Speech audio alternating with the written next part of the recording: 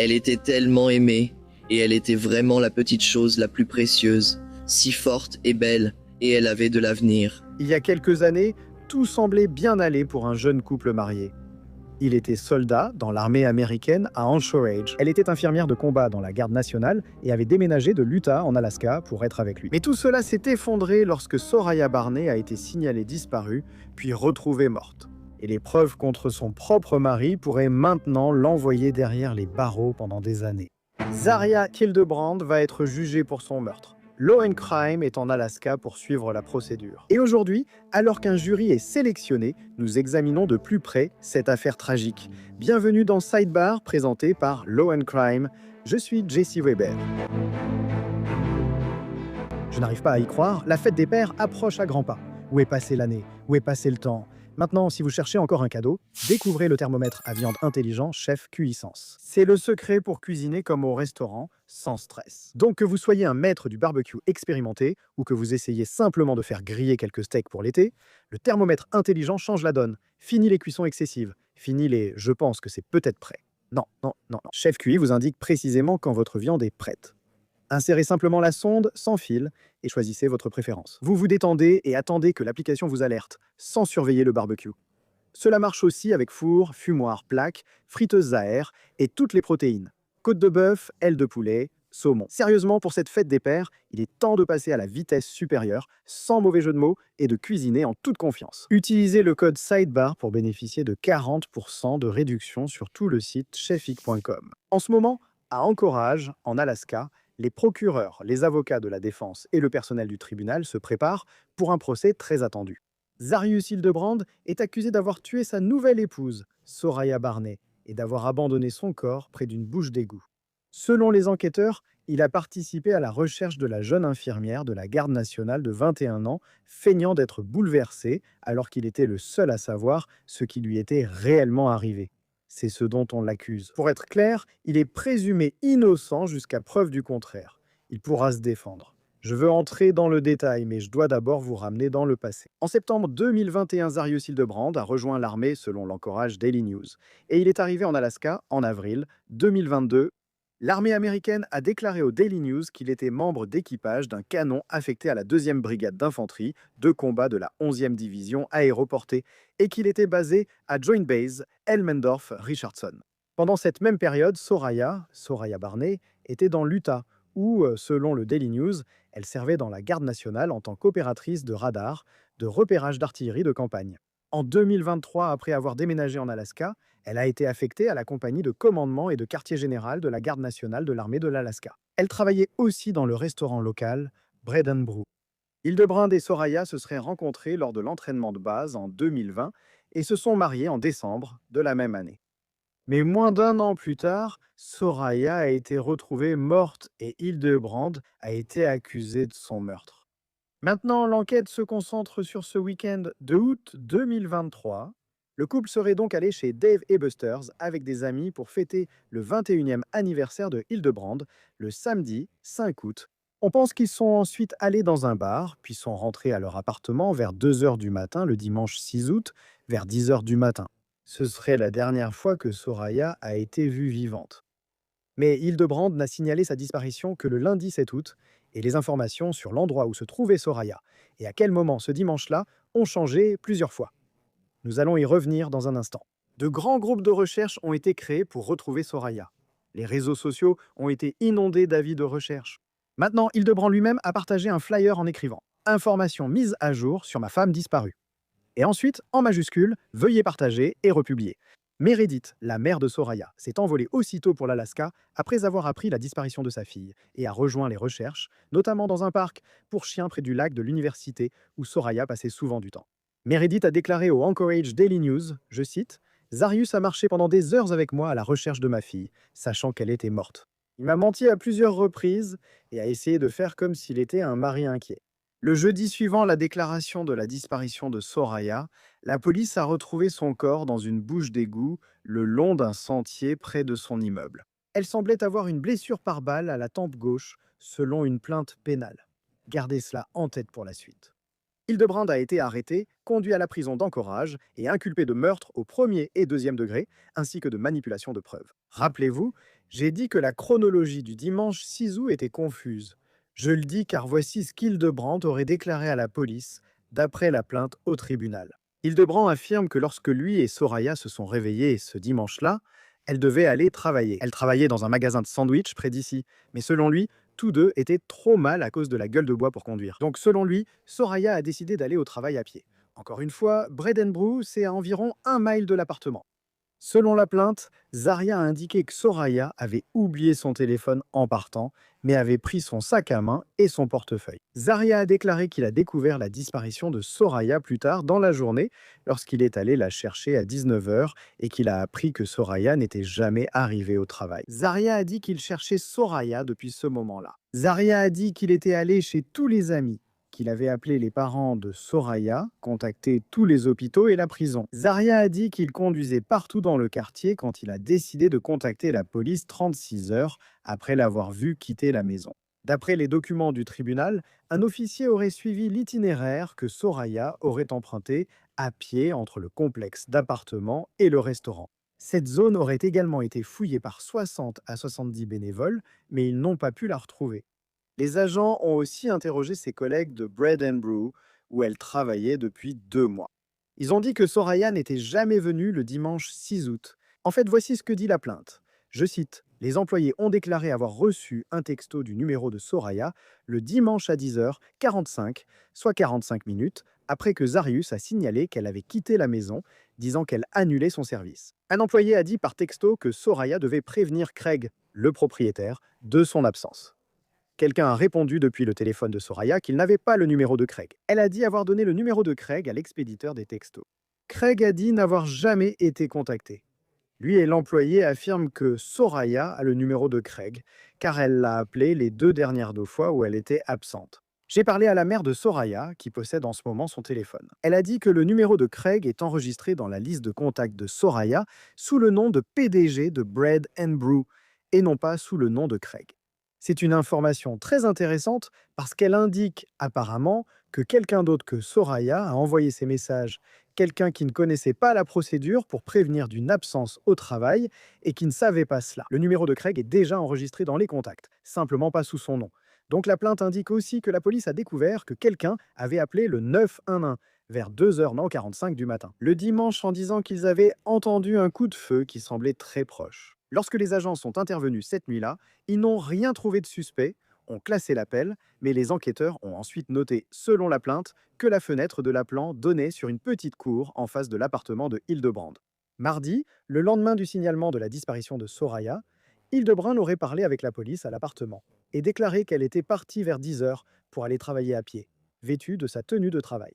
Mais lorsque les agents ont parlé avec l'une des amies de Soraya, celle-ci a affirmé que Soraya n'avait jamais eu l'intention d'aller travailler dimanche et lui avait déjà dit qu'elle allait se déclarer absente. On pourrait dire qu'elle a peut-être changé d'avis, mais encore une fois, c'est suspect. Dans la plainte pénale, un enquêteur a écrit « J'ai demandé à Zarius à propos du message envoyé depuis le téléphone de Soraya au travail à 10h45 après qu'elle ait déjà quitté la maison et du fait que le téléphone se trouvait toujours dans la maison. Il a nié avoir envoyé le message et n'a pas pu expliquer comment cela s'est produit. Maintenant, ce n'est que le début en ce qui concerne les preuves suspectes, les comportements suspects, les histoires prétendument changeantes, les preuves recueillies par les enquêteurs, car ils diront que cela indique un acte criminel. Je vais en parler. Et je veux être très clair encore une fois, alors que nous abordons ce sujet, que Zarius Hildebrand, le prévenu ici, est présumé innocent jusqu'à preuve du contraire. D'accord ?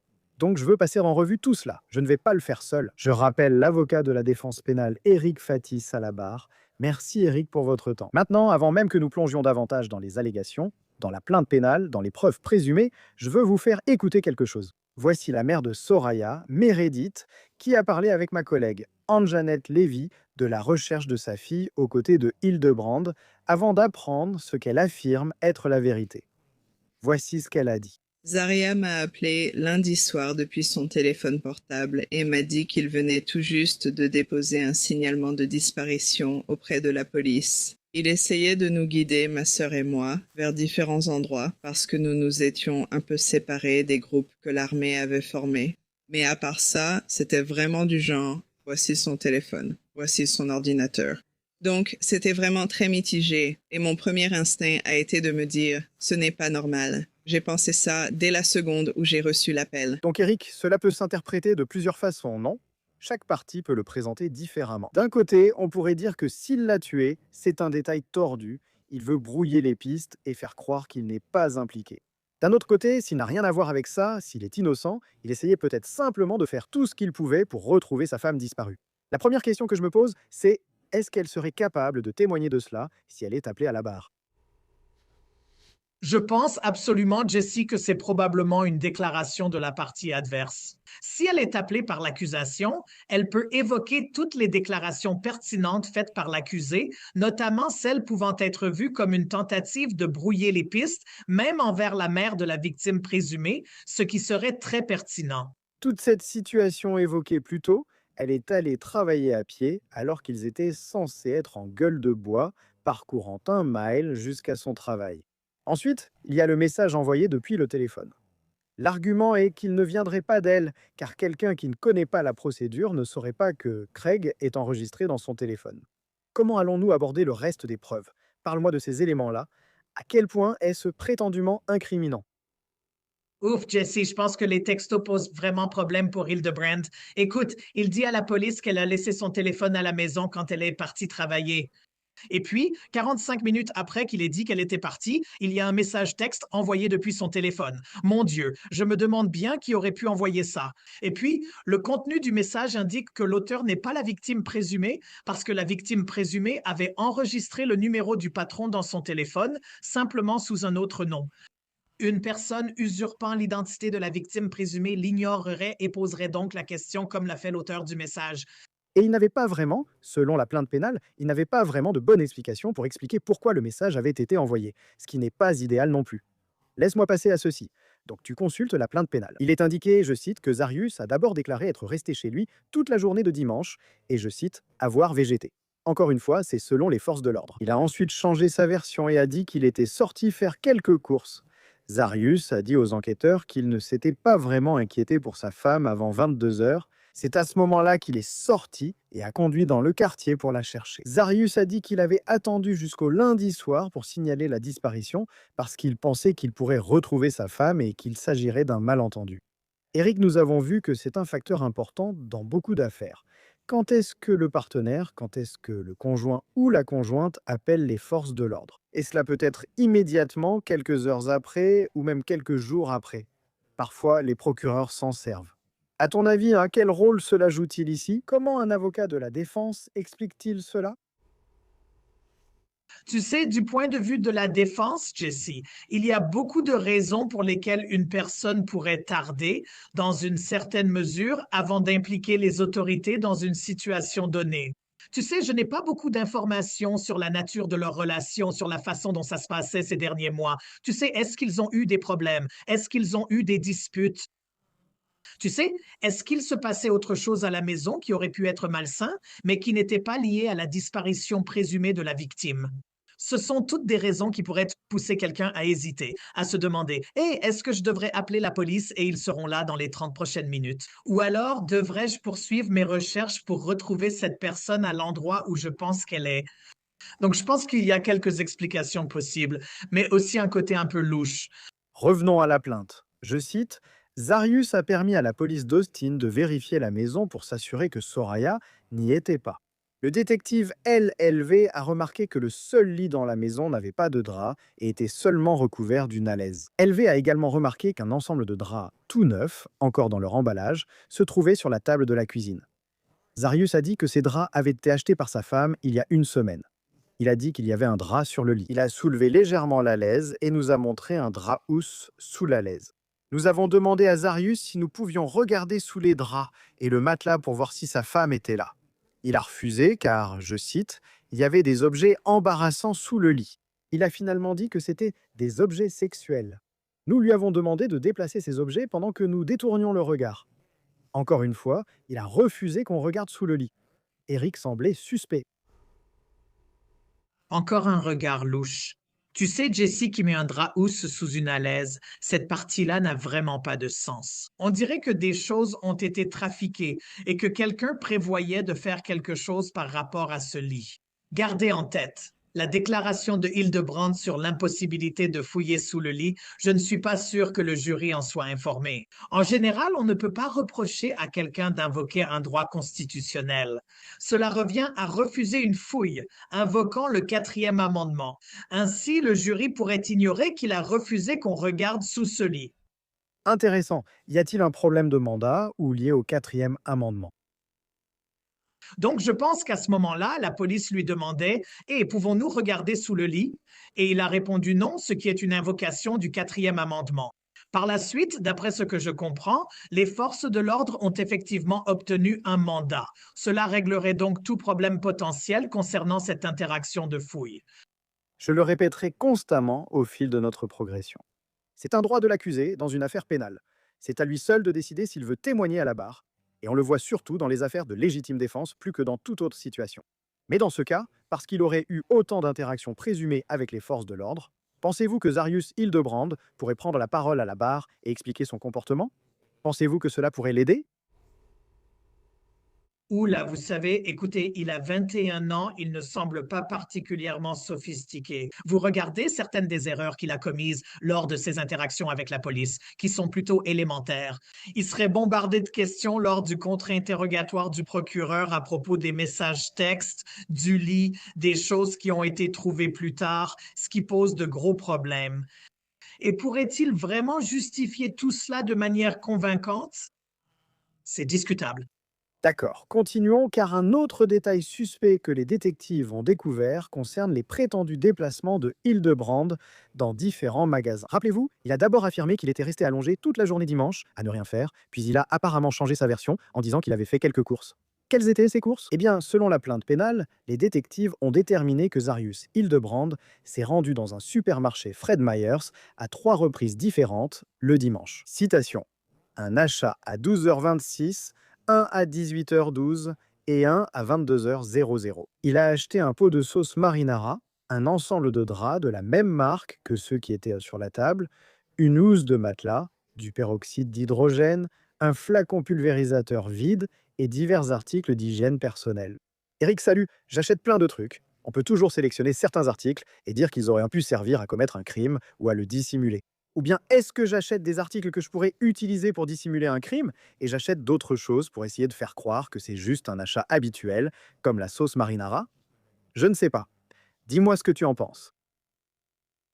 Tu sais, est-ce que sa liste de courses s'appelait fournitures nécessaires pour dissimuler une scène de crime? Parce que c'est ce qu'on dirait d'après ce qu'il a acheté. Et en plus de ça, j'essaie, tu sais, qui va au magasin 3 fois dans la même journée. Je peux comprendre qu'on y aille une fois, qu'on oublie quelque chose et qu'on y retourne un peu plus tard. Mais y retourner 3 fois à 4 heures d'intervalle, et puis tu vois ce qu'il a acheté. Et tu commences à te dire, il y a des produits de nettoyage, il y a d'autres matériaux qui pourraient être utilisés pour essayer de dissimuler des choses, pour essayer d'échapper à la détection. On a l'impression que les murs se referment à mesure qu'on examine ces faits. En général, il est difficile pour un prévenu de contester l'historique des achats car il y a des images de surveillance le montrant entrer. Parfois, il y a une caméra qui te filme, tu sais, en train d'acheter les articles. Il y a des reçus. Donc, ça peut être difficile. Maintenant, mercredi de cette semaine-là, je veux en venir à cette partie. Mercredi de cette semaine-là. Donc, c'est avant que le corps de Soraya soit retrouvé. On en a déjà parlé. Les détectives ont obtenu un mandat pour fouiller la résidence, pour fouiller l'appartement. Et ce qu'ils auraient trouvé était horrible. Je cite, l'équipe de la police scientifique de l'APD a soulevé le matelas dans la chambre. Ils ont décrit le matelas comme étant saturé de sang humain. Il y avait tellement de sang sur le matelas que le sang a traversé jusqu'à la moquette et dans la structure en bois. L'équipe de la scène de crime a également utilisé un spray réactif appelé Blue Star, qui rend visible le sang normalement invisible à l'œil nu. Le réactif a été pulvérisé dans plusieurs zones de la maison, dont la salle de bain, les sols et la baignoire. Après avoir pulvérisé le Blue Star, des traces de sang invisibles à l'œil nu ont pu être observées sur toute la baignoire et sur une partie des sols, très probablement après des tentatives de nettoyage. La plainte ajoute ensuite, l'équipe de la scène de crime de l'APD a également récupéré les 2 pistolets dans la maison. L'un des pistolets était entièrement chargé. L'autre pistolet avait une balle en moins dans le chargeur. Aucune douille n'a été retrouvée dans l'appartement. Eric, encore une fois, ça se présente vraiment très mal. Y a-t-il matière à un doute raisonnable ici? Je veux dire, d'abord, commençons par ça. Je ne sais pas vraiment si un avocat de la défense pourrait empêcher l'admission de ces preuves. Et deuxièmement, si ces preuves sont admises, comment vont-ils les expliquer au jury? Comment vont-ils les contester, vous voyez? Interroger les enquêteurs à ce sujet? Parler d'une enquête biaisée, d'un travail de police bâclé? Parce que, vous savez, rien qu'en le lisant là, on voit bien à quoi ça ressemble. Oui, Jesse, quelques points. Vous savez, si je suis la défense dans cette affaire, j'examine la validité scientifique de cet agent, le spray utilisé par les forces de l'ordre, qu'ils prétendent, vous savez, rendre le sang invisible visible. Ça paraît assez magique. Est-ce que cela a déjà été autorisé devant les tribunaux? Est-ce que cela a déjà été admis devant un tribunal en Alaska? Est-ce scientifiquement fiable? Un faux positif est-il possible? Cela pourrait-il révéler autre chose? Ce sont toutes des questions que la défense doit examiner pour essayer d'exclure cela. Si ce n'est pas exclu, cela n'écarte toujours pas la possibilité d'un accident. Cela n'écarte pas la possibilité d'un suicide. Cela n'écarte pas la possibilité de la légitime défense. Donc, même si c'est très problématique, cela ne fait pas pour autant de l'affaire un dossier plié. Intéressant. Oui, j'ai déjà vu des cas où il est difficile de justifier le nettoyage, mais on peut dire, je n'ai pas tué ou assassiné cette personne. Vous savez, hein, j'ai paniqué. J'ai été stupide. J'ai paniqué, mais ça ne veut pas dire que, vous voyez, c'était peut-être un cas de légitime défense, ou que j'ai découvert cette personne morte, ou quelque chose comme ça. Je ne suis pas vraiment sûr de la direction que la défense va prendre dans cette affaire, mais c'est intéressant à considérer. À ce moment-là, les détectives ont commencé à recevoir des relevés du téléphone portable de Monsieur Hildebrand et ont découvert qu'en plus de ses 3 visites chez Fred Myers, il aurait également fait un déplacement chez Lowe's. Les employés de Lowe's ont donc montré aux détectives une vidéo où l'on voit Hildebrand acheter prétendument une grande poubelle de 96 gallons avec des roulettes. Les agents ont commencé à chercher cette poubelle autour de l'appartement et l'ont finalement trouvée à l'arrière d'un camion de paysagiste qui était garé dans le complexe. Elle contenait apparemment ce qui semblait être du sang. Les détectives ont donc élaboré la théorie selon laquelle le corps de Soraya devait se trouver à proximité. Ils ont alors envoyé un drone pour filmer le sentier d'en haut. Et c'est à ce moment-là que l'opérateur du drone a dit avoir vu ce qui semblait être un oreiller et quelque chose, je cite, de couleur claire à l'intérieur d'un égout pluvial de 4 à 5 pieds de profondeur. Je cite, la police d'Anchorage et les pompiers d'Anchorage ont pu récupérer les restes humains dans la canalisation. Les restes humains ont été formellement identifiés comme étant Soraya Hildebrand. Il semble qu'elle ait une blessure par balle à la tempe gauche. Eric, mais je pense qu'il y a une chose à dire sur Lowe's, mais il y a aussi l'emplacement du corps, n'est-ce pas? On évoque souvent l'ensemble des preuves, mais l'emplacement du corps est révélateur. Si une autre personne était coupable, elle aurait sûrement laissé le corps près de la maison pour piéger le suspect. Mais en même temps, l'autre façon de voir les choses, c'est que si, comme le dit l'accusation, il l'a fait, ce n'est pas quelqu'un de très sophistiqué, il trouve cet endroit près de la maison. Je pense que l'emplacement du corps est très intéressant. Oui, plusieurs objets. Regardez, une poubelle de 360 litres, c'est à peu près la taille d'un corps humain. Voilà, ce serait une raison d'acheter ça. Et comme tu l'as dit, en regardant l'ensemble, les autres fournitures achetées et l'emplacement du corps. On dirait que c'est proche de l'endroit où se trouvait Hildebrand. Il en avait probablement connaissance. Il y avait probablement accès. Tu sais, qui d'autre dans les environs pourrait être au courant de ça? C'est une question légitime. Tu sais, y a-t-il d'autres ouvriers du bâtiment qui auraient pu être à proximité, qui auraient pu avoir une raison de vouloir nuire à la prétendue victime ici? Beaucoup de questions subsistent, mais c'est certain que lorsque nous regardons tous les éléments ensemble, ces preuves semblent plutôt convaincantes. Laisse-moi te poser cette question. La sélection du jury, qui veux-tu avoir dans le jury pour l'accusation? Qui veux-tu avoir dans le jury si tu es dans la défense? Bien sûr. Donc, du côté de l'accusation, tu sais, je vais vouloir des personnes qui comprennent les disputes conjugales, qui ont peut-être une compréhension de la violence domestique. Peut-être qu'ils ont déjà vu ce genre de choses se produire, soit dans leur propre mariage, soit dans le mariage de personnes qu'ils connaissent. Parce que je pense que l'accusation va devoir établir un certain mobile. Pourquoi aurait-il fait ça? Est-ce que tout se passait parfaitement bien dans son mariage ou y avait-il des problèmes de l'autre côté pour la défense? Vous voulez des gens qui ont l'esprit ouvert, qui ne vont pas, vous savez, écouter le discours d'un côté et l'accepter comme une vérité absolue simplement parce qu'ils sont policiers ou procureurs. Vous cherchez des personnes à l'esprit critique capables de se demander quelles autres explications plausibles des éléments non écartés? Quelles informations manquent et que j'aimerais voir? Je pense que c'est cet état d'esprit que vous recherchez du point de vue de la défense. Les déclarations d'ouverture, n'est-ce pas, dans une affaire comme celle-ci. Je pense toujours que les déclarations d'ouverture, on dit parfois qu'on peut gagner une affaire lors des déclarations d'ouverture, même si d'ailleurs les déclarations d'ouverture et de clôture ne sont pas des preuves. Comment présenteriez-vous les choses en tant qu'accusation puis en tant que défense? Si j'étais l'accusation, je mettrais en avant les incohérences. Je vais mettre en avant les contradictions qui sont sorties de la bouche de Hildebrand. Des choses qui sont manifestement fausses et que nous pouvons prouver avec des preuves sont trompeuses. Et ensuite, suggérer pourquoi une personne serait trompeuse une fois que sa femme a disparu et qu'elle a acheté, vous savez, une poubelle de la taille d'un être humain et tout ce matériel pour dissimuler un crime. Vous savez, du côté de la défense, je vais dire qu'avec les preuves dont nous disposons actuellement, nous ne savons pas qui a pu faire cela. Nous ne savons pas exactement ce qui s'est passé. Vous savez, avons-nous pu exclure que quelqu'un d'autre ait pu faire cela? Avons-nous pu exclure qu'elle ait pu se faire cela à elle-même? Et je ne porte pas d'accusation. Je pose simplement des questions en me basant sur certains éléments qui doivent être clarifiés dans les preuves du dossier. Donc, je pense que ce sont deux approches potentielles pour la déclaration liminaire. Il y a une autre chose que je veux explorer. Lors d'entretiens avec l'encourage Daily News, ses amis et sa famille ont décrit Soraya comme chaleureuse, loyale, travailleuse, avec un sens aigu de sa mission et des liens étroits avec sa famille. Kylie Clark, une ancienne collègue dans l'Utah, a confié au Daily News qu'elle travaillait sans relâche et répondait toujours présente aux invitations. Cela permet ainsi de humaniser la victime dans cette affaire. Mais en réponse aux questions sur la relation entre Soraya et Hildebrand, elle a déclaré, je cite, « Il semblait vraiment heureux ». Maintenant, elle a remis en question la théorie selon laquelle Soraya aurait laissé son téléphone à la maison. Je cite, « L'histoire n'avait tout simplement pas de sens. Elle ne lâche jamais son téléphone. Elle a 21 ans, ce truc est collé à sa main. » C'est un point clé. Mais Eric, je me demande si ce n'est pas quelque chose que la défense va mettre en avant. Le gars tue sa femme sans raison? Ça n'a pas de sens. Il semblait heureux, mais toi et moi savons que les apparences sont souvent trompeuses sur ce qui se passe derrière les portes closes. Bien sûr, tu sais, les jurés dans ce genre d'affaires, ils veulent une histoire cohérente avant de marquer quelqu'un à vie d'un stigmate infamant et ils savent quel genre de peine va tomber s'ils font ça. Ils veulent être sûrs.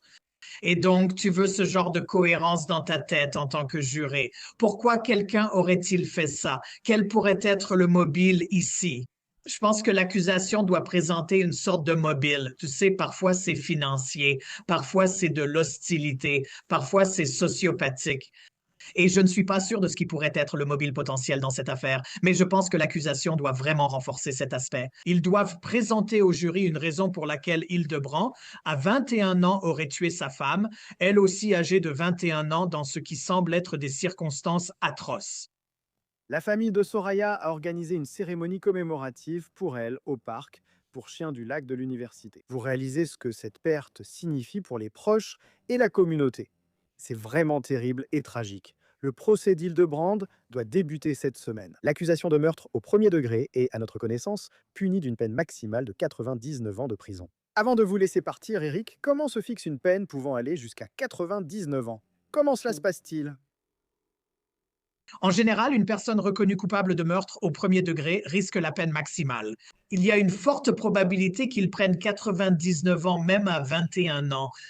Et même s'il n'avait pas à purger chaque jour de cette peine, je pense qu'en pratique, il passerait le reste de sa vie derrière les barreaux. Maintenant, il y a d'autres chefs d'accusation aussi. Il y a une accusation de meurtre au second degré. Il y a aussi une accusation de falsification de preuves. S'il est acquitté de l'accusation principale mais reconnu coupable d'une accusation moindre, le juge dispose alors d'une certaine marge de manœuvre.